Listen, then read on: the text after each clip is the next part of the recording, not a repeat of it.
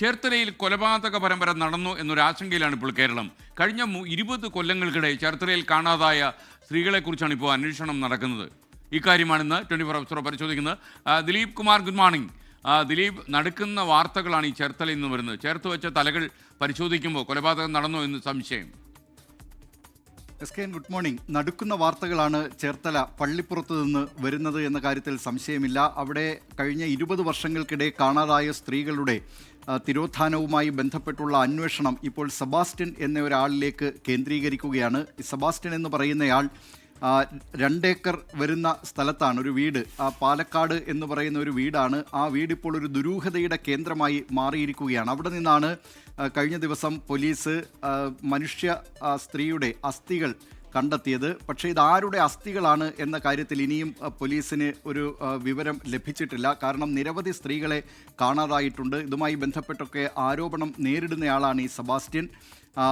ഇതുമായി ബന്ധപ്പെട്ടുള്ള postmortem Kottayam medical കോളേജിൽ നടന്നിരുന്നു.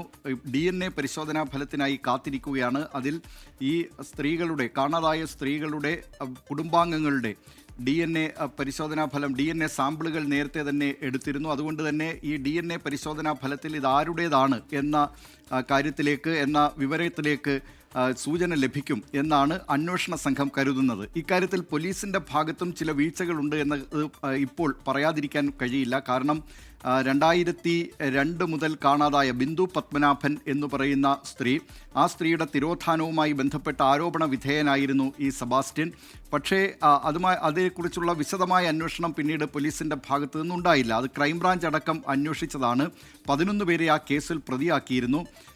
പ്രധാനമായും ഈ സെബാസ്റ്റ്യൻ എന്ന് പറയുന്നയാൾ ഈ ഒറ്റപ്പെട്ട് കഴിയുന്ന, മറ്റാരുടെയും ആശ്രയമില്ലാതെ കഴിയുന്ന സ്ത്രീകളെ സമീപിക്കുക, അവരുടെ വസ്തുക്കൾ വിൽക്കാൻ സഹായിക്കും എന്ന വാഗ്ദാനമാണ് ഇയാൾ പ്രധാനമായും നൽകുന്നത്. അങ്ങനെ ഈ സ്ത്രീകളുമായി അടുപ്പമുണ്ടാക്കുകയും അവരുടെ സ്വത്തുക്കൾ തട്ടിയെടുക്കുകയുമാണ് ഇയാൾ ചെയ്യുന്നതെന്നാണ് ഇപ്പോൾ പ്രാഥമികമായി വരുന്ന വിവരങ്ങൾ. അതിൽ ഈ ബിന്ദു പത്മനാഭൻ എന്ന് പറയുന്ന ചേർത്തല കടുക്കരപ്പള്ളി സ്വദേശിനിയായ സ്ത്രീ, അവർ 2002 മുതൽ തന്നെ ഈ സെബാസ്റ്റ്യനുമായി അടുത്ത ബന്ധമുണ്ടായിരുന്നുവെന്ന് കണ്ടെത്തിയിട്ടുണ്ട്.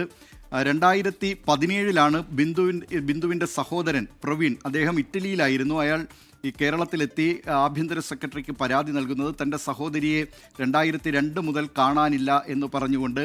അതുമായി ബന്ധപ്പെട്ട അന്വേഷണത്തിലാണ് ഈ ബിന്ദുവിൻ്റെ കോടികൾ വില വരുന്ന സ്വത്തുക്കൾ, ഇടപ്പള്ളിയിലും പാലാരിവട്ടത്തുമൊക്കെയുള്ള സ്വത്തുക്കൾ, അത് ഈ സെബാസ്റ്റ്യൻ്റെ പേരിൽ വ്യാജ മുക്തിയാർ ഉണ്ടാക്കുകയും അതിന് വിൽക്കാനുള്ള അവകാശം സെബാസ്റ്റ്യനാണ് എന്ന വ്യാജരേഖ, പ്രത്യേകിച്ച് അതിൽ പതിപ്പിച്ചിരിക്കുന്ന ഫോട്ടോയൊക്കെ ബിന്ദു പത്മനാഭൻ്റേതല്ല, മറ്റൊരു സ്ത്രീയുടേതാണ്, മിനി എന്ന് പറയുന്ന സ്ത്രീയുടേതാണെന്ന് അന്വേഷണ സംഘം കണ്ടെത്തിയിരുന്നു. അങ്ങനെ ഈ നിലയിൽ വ്യാജമായി രേഖകൾ ഉണ്ടാക്കി ഈ കോടിക്കണക്കിന് രൂപയുടെ സ്വത്തുക്കൾ ഇയാൾ തട്ടിയെടുത്തിട്ടുണ്ട് എന്ന് അന്വേഷണ സംഘം കണ്ടെത്തിയിരുന്നു. ആ കേസിൽ ഇയാൾ പ്രതിയാണ്. പക്ഷേ അതിൻ്റെ അന്വേഷണം തുടർന്ന് മുന്നോട്ട് പോയിരുന്നില്ല. ഇപ്പോഴും ഈ ബിന്ദു പത്മനാഭൻ എവിടെ എന്ന് കണ്ടെത്താനും അന്വേഷണ സംഘങ്ങൾക്കൊന്നും കഴിഞ്ഞിട്ടുമില്ല. അതിനിടെയാണ് ഇപ്പോൾ ജൈനമ്മ എന്ന് പറയുന്ന ഏറ്റുമാനൂർ സ്വദേശിനിയായ സ്ത്രീയെ കാണാതാവുന്നു. 2024 ഡിസംബർ മാസം 23-ാം തീയതിയാണ് ഈ സ്ത്രീയെ കാണാതാകുന്നത്. പാലായിലെ ഒരു ധ്യാന കേന്ദ്രത്തിൽ വെച്ച് സെബാസ്റ്റ്യനും ജൈനമ്മയും പരിചയപ്പെട്ടു എന്നാണ് പറയപ്പെടുന്നത്. 2017 ഈ ബിന്ദു പത്മനാഭൻ കേസിൽ ഇയാളെ ജാമ്യത്തിൽ ഇറക്കുന്നതിന് ഈ ജൈനമ്മ എത്തിയതായും പറയുന്നുണ്ട്. പക്ഷേ കാണാതാകുമ്പോൾ ഈ ജൈനമ്മയുടെ ശരീരത്തിൽ 11 പവൻ സ്വർണ്ണാഭരണങ്ങൾ ഉണ്ടായിരുന്നു എന്ന് കുടുംബാംഗങ്ങൾ മൊഴി നൽകിയിട്ടുണ്ട്. ഇതിൽ 8 പവൻ സ്വർണ്ണാഭരണങ്ങൾ പണയം വെച്ചതായി ഇപ്പോൾ അന്വേഷണ സംഘം കണ്ടെത്തുകയും ചെയ്തിട്ടുണ്ട്. ആ നിലയിലുള്ള അന്വേഷണം, ജൈനമ്മയുടെ തിരോധാനവുമായി ബന്ധപ്പെട്ട് അന്വേഷണം പോകുന്നു. ഇയാൾ ജൈനമ്മയുടെ മൊബൈൽ ഫോൺ ഉപയോഗിച്ചിരുന്നതായും കണ്ടെത്തിയിരുന്നു. മൊബൈൽ ടവർ ലൊക്കേഷൻ ഇതൊക്കെ കേന്ദ്രീകരിച്ച് നടത്തിയ അന്വേഷണത്തിൽ ഇയാൾ ഈ മൊബൈൽ ഫോൺ പലവട്ടം ഓണാക്കിയിട്ടുണ്ട്, റീചാർജ് ചെയ്തിട്ടുണ്ട്, സഹോദരിയുടെ ഫോണിലേക്ക് മിസ് കോൾ അടിച്ചിട്ടുണ്ട്. അത് ഈ അന്വേഷണം നടക്കുന്നതിനെ തുടർന്ന് അന്വേഷണം വഴിതെറ്റിക്കുന്നതിനുള്ള നീക്കമാണ് എന്നാണ് അറിയാൻ കഴിയുന്നത്. അതിനുശേഷമാണ് ഇപ്പോൾ അവിടെ നിന്ന് ലഭിച്ച ശരീരാവശിഷ്ടങ്ങൾ, അസ്ഥികൂടങ്ങൾ, അതിൽ തലയോട്ടി കണ്ടെത്തിയിരുന്നു. ആ തലയോട്ടിയിലെ പല്ലുകൾ ക്ലിപ്പുണ്ട് എന്ന നിലയിലുള്ള ഒരു സംശയം അന്വേഷണ സംഘത്തിന് വരുന്നു. അത് നോക്കുമ്പോൾ ഐഷ എന്ന് പറയുന്ന മറ്റൊരു സ്ത്രീയിലേക്കാണ് എത്തുന്നത്. അങ്ങനെ ഐഷയുടെ തിരോധാനവുമായി ബന്ധപ്പെട്ടും അന്വേഷണം നടക്കുന്നതിനിടെയാണ് ഇപ്പോൾ ഏറ്റവും ഒടുവിൽ സിന്ധു എന്ന് പറയുന്ന ഒരു സ്ത്രീയെ കൂടി, അതും ഈ പല്ലിൽ ക്ലിപ്പുണ്ടായിരുന്ന സ്ത്രീയാണ് എന്നാണ് അന്വേഷണ സംഘം സംഘം പറയുന്നത്.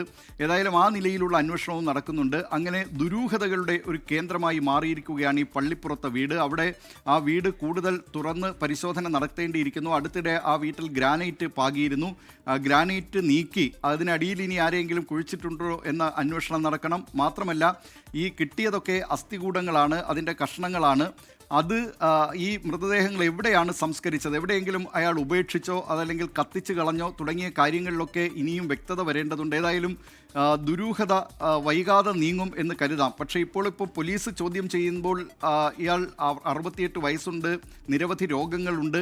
അതുകൊണ്ട് തന്നെ കഠിനമായ ചോദ്യം ചെയ്യൽ നടക്കുന്നില്ല. ചോദ്യം ചെയ്യലിനോട് കാര്യമായി സെബാസ്റ്റ്യൻ സഹകരിക്കുന്നുമില്ല. അതാണ് ഈ അന്വേഷണത്തിൽ ഇപ്പോൾ നേരിടുന്ന ഒരു പ്രധാനപ്പെട്ട തടസ്സമെന്ന് പറയാവുന്നത്. വൈകാതെ തന്നെ ഇതിൻ്റെയൊക്കെ ദുരൂഹതകൾ മാറും എന്ന് കരുതാം. SK.